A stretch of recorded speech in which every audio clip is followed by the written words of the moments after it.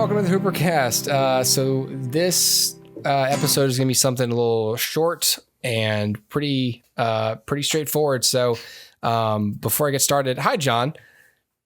Hello. Hello. Thanks for joining us. Thank you.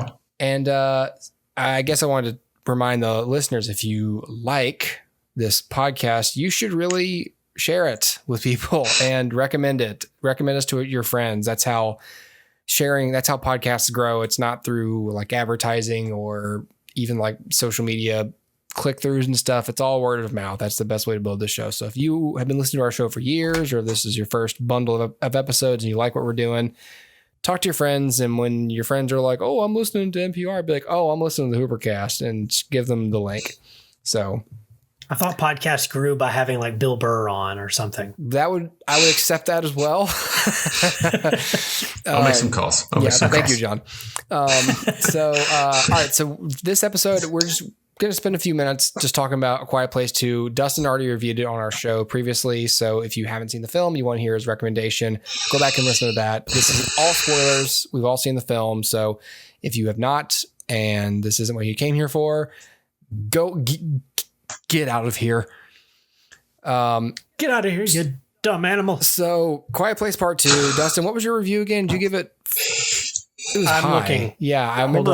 Oh boy. I gave the first film 5 stars. I know that. And I think you had said this would probably be around there for you, maybe 4.5. I forgot. Here, you could tell me in a minute, but I'll tell you this. I'll give you my little blurb here about Quiet Place 2. I saw this whenever it dropped on Paramount Plus initially. I grabbed the free trial and I watched it in my house, and I gave it a 3.5 for me. As far as an entertaining and well executed film, it is good. I think that people who enjoyed the first film's events probably enjoyed this film's events as well. But as a follow-up to the first film, I was disappointed, I have to say. I think the first film knocked it out of the park for me in terms of character and concept. I think that the family storyline really spoke to my sensibilities. And I thought the world was really cool and well set up and everything. But I feel like this film just kind of continued to execute concept well, but not necessarily character for me. I appreciated the small scale being adhered to, and not like now we all have machine guns and we're just going to fight them in a field or something. I appreciated the set pieces. I appreciated that they kept the rules consistent, just all the stuff that makes things easier to watch, again. They did all that right. And I thought everyone's performances were really good here. I just don't feel much for the characters in this one as much. I'm not sure why. I don't know if I just feel like there's not as much going on for me, or maybe there's less to the story. Maybe, I don't know. Maybe that's kind of what I wanted to talk about, because I'm not really sure. So I wanted to hear everyone's thoughts about that, because I know, Dustin, you've rated it higher than I have. John, what would you have rated the film? I don't know your star rating for this. I'd give it a 4. Okay. Did you like which is probably about what I'd give the first one. So you're about on par with the first one?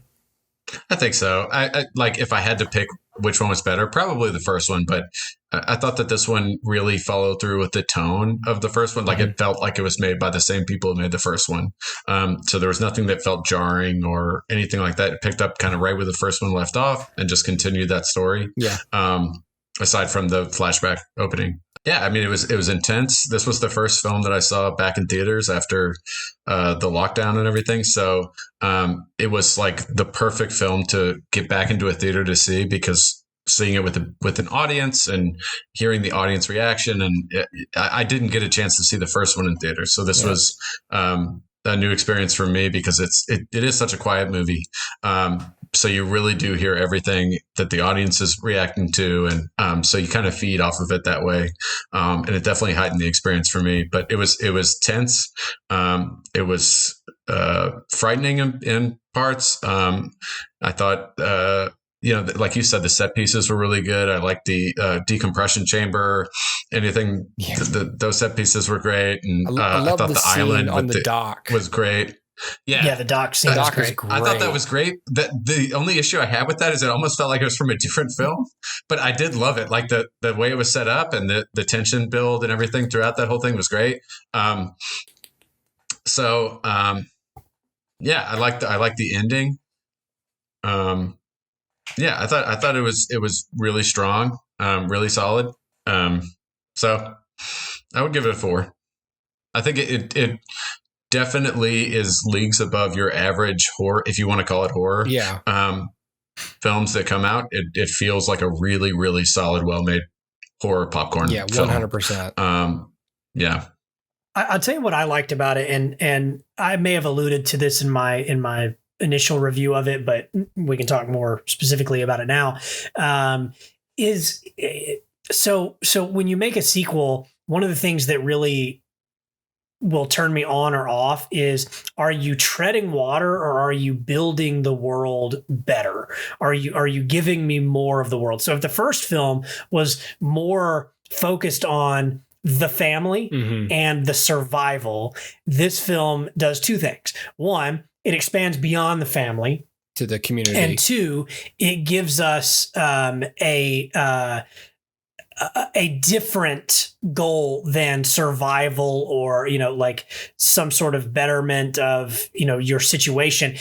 This is like, okay, this is a weird example, but this is like Lord of the Rings-esque. Like, I'm going to go to a place to deliver a thing that's going to end the bad thing and give hope to everybody. Like that's the goal, right? So the goal is much bigger, and it enables us to see more of the world, but it's all still told through the character's perspective. So that first film, as I recall, and I haven't seen it since my initial viewing of it, I've only seen it the one time. It's very much, at least in my brain, a story about John Krasinski and his daughter, and all the other characters are kind of superfluous, like they're there but not really.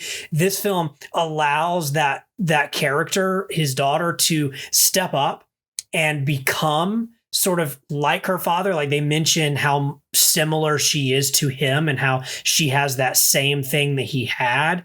I think Cillian Murphy brings this up.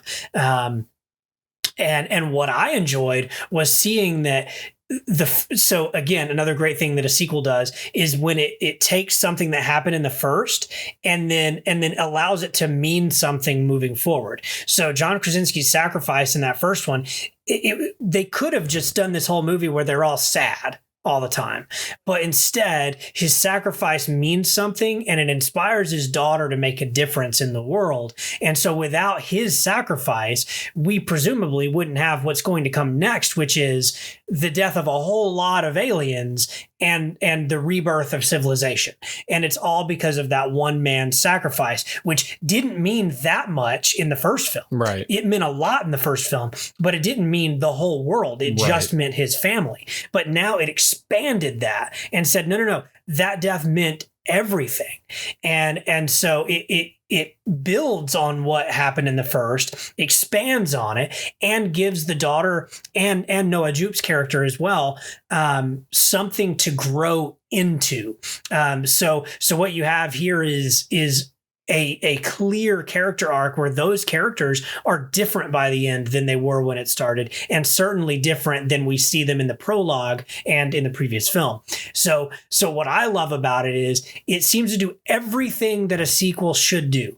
It betters the world building. It gives more for the characters to do, and it gives more weight to what happens in the first film than the first film ever could. And so by that token, I would say I don't know if this is the better made film, but I'll say this. This film made me more interested in this world than the first film did.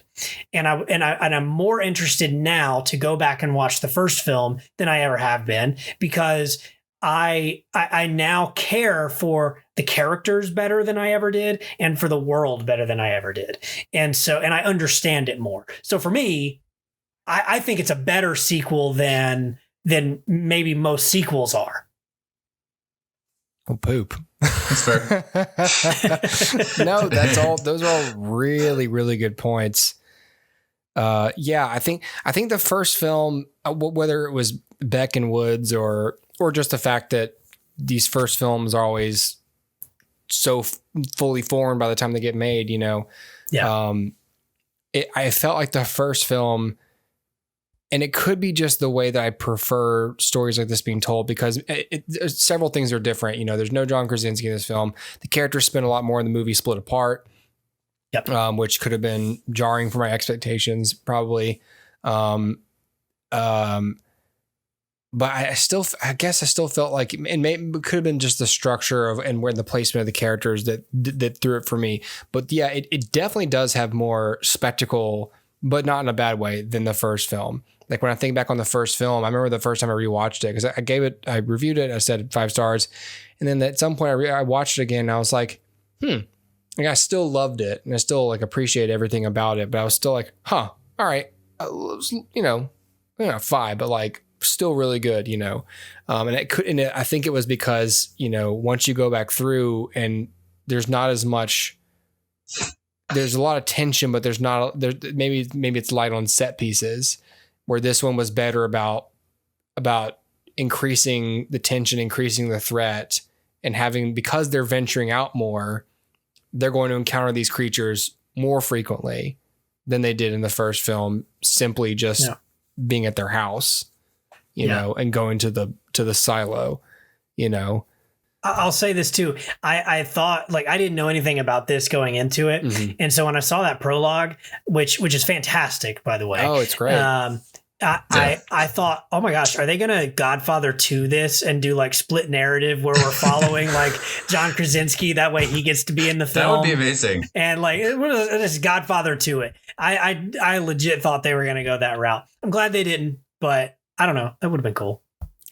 I also have to say too that this movie was different than the first, and that the first, like I said, I didn't see it in theaters. But it felt buzzy in a certain way. And I don't want to say gimmicky, but people would talk about, it's this movie where no one talks throughout the whole film. Mm-hmm. And since they can't make noise, Emily Blunt, she steps on this nail, and it had the moments like that people really remembered, but they were kind of just like these spectacle moments that you would talk about later, but they didn't, I don't know. This film felt like it had less of those, but it was able to trade that for those character moments and those real moments of tension. Not that the first film was bad for those moments or anything, but it just felt like you already knew the world, and you already knew the rules, and you already knew that this was going to be a large, big budget film where people didn't really talk that much. And so you're able to kind of move past that and just focus on these like really well-crafted tension scenes. And so it felt more fluid in that way for me. That's a great point. The first film has like the thing that sticks out is like Emily Blunt has to give birth by being very quiet. Right. And it's like, these things. Exactly. And it's like, okay, I mean, okay. Her uterus is the ticking clock. Right. But like, those are the set pieces. Those like those gimmicky, like water coolery type things. And one that I haven't heard anybody talk about from A Quiet Place Part 2 that I thought was incredibly effective is when you see that the baby's oxygen meter is like in the red or whatever. And then they go into the thing and the thing shuts. And I'm like, oh man, I'm about to lose my flipping mind. This baby's going to die on screen. And like that to me, like no one's talking about that, but that's like, see, but that feels better to me. It feels less like, the nail in the foot and the giving the birth, it was like a visceral thing that you felt in the moment. But I think like you said, with the thing with the decompression chamber and the hatch closing and everything, that pops out more because there's more depth to it at that point than something in the first film to me. Right. Because at that point, the fear isn't like, oh no, baby might make noise. It's, oh my gosh, baby might suffocate and die. This is going to get real dark. You know what I mean? Like that's like more of a real fear. You know what I mean? Yeah. And so again, I'm not knocking the first film. The first film is fine. No. But like that, the standout moment for me is that moment with the baby. Is like that moment that you see that oxygen is low. Like I'm shifting in my seat and I'm just going, oh gosh, don't kill a baby. Oh, don't kill this baby.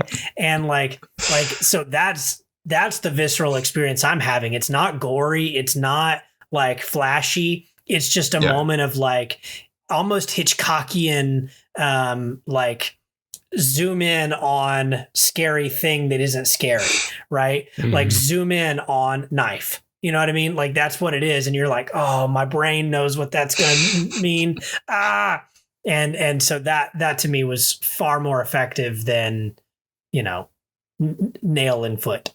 Nail and foot. Nail and foot. Good evening. Good evening. Would you like some nail and foot? How about a bear That trap? story involves a nail going in someone's foot. But now a word from our sponsor. Did you tell John that story, by the way? No. So Sarah and I started watching Alfred Hitchcock Presents on Peacock.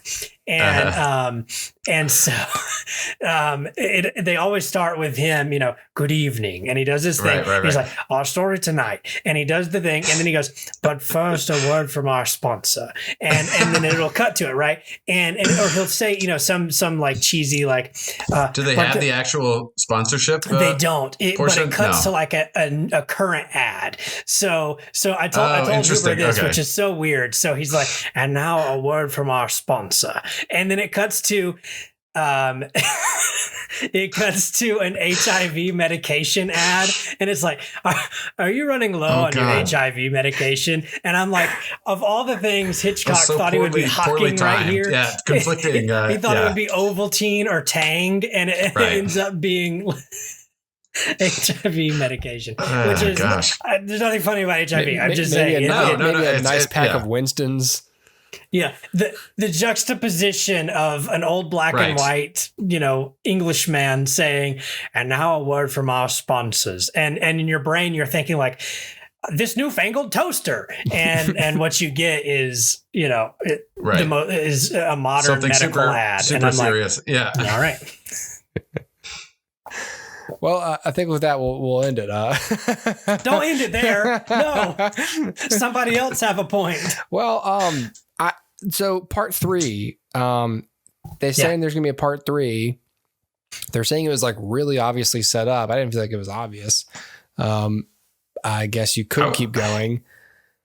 But didn't John Krasinski say he's not going to direct a third one? Yeah, I don't know that. So I know they're doing a spinoff. Who's getting a spinoff? Well, I don't know that it's a spinoff in terms of a character, but just in the world. And that's going to be, I'll pull his name up here in a minute. I can't remember. They are doing Sounds another like the one. They hired a director. That's right. Yeah, it's Jeff Nichols. That's right. Who's great, by the way. Right. What did he direct? What am I? So Jeff Nichols did Midnight Special, Take Shelter, Mud. Yeah, all of which are great movies. Right. I still haven't seen Mud, but Mud's great. Yeah. That's right. Take Shelter may be my favorite, but Mud's fantastic too. Was Take Shelter the one with Michael Shannon and the tornadoes? Yeah, Take Shelter's great. Yep. And so he's doing the next. I remember now. I read an article. Krasinski said that like if it wasn't going to be me directing it, I would want it to be Jeff Nichols. And luckily, I reached out to Jeff Nichols and he said yes. Yeah. But I think there will probably be a part 3. I don't know that it's been officially announced, but I think it's been like. I think Emily Blunt said something like John's got an idea, or something like that. Sure. So I don't know that there's been anything etched in stone that he's directing or writing something, but I think it's a pretty safe bet. Why do you think he wouldn't want to direct it? Just time. I would think if he didn't want to direct it, it would just be time. Just be scheduling. Yeah. I think we'll definitely see a third one because I think Paramount definitely wants this as a franchise, considering that they're, not really in the best of shape with franchises and, Dora things the like that right now. Didn't take off, fellas. What do we do? Well, they better make some more. Sonic did fine. Let's turn that into our next franchise, I guess. Yeah. They got Sonic and make a Transformers 6 against all odds. But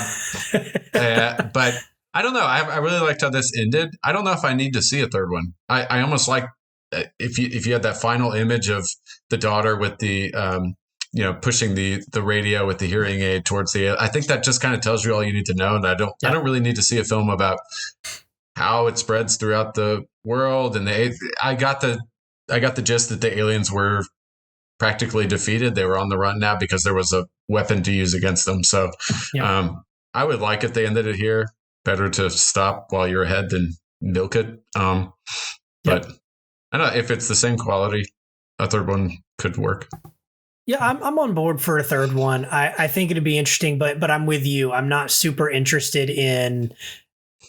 And now we watch everyone defeat these things because then it becomes a Roland Emmerich movie, and a you've different got like film, different like factions of people across the country doing this, and it's like no. I want to stay with this family.